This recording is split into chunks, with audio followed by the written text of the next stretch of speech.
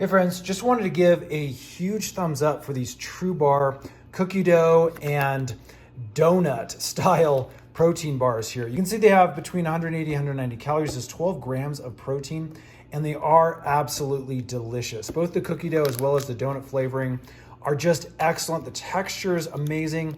It's nice and chewy and soft compared to some of the other protein bars that we've experienced.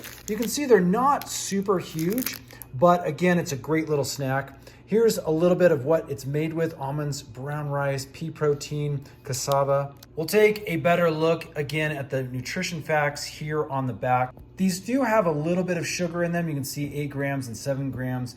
So if you're trying to really lower your sugar, definitely be careful of those. But overall, amazing tasting snack. Huge thumbs up from us.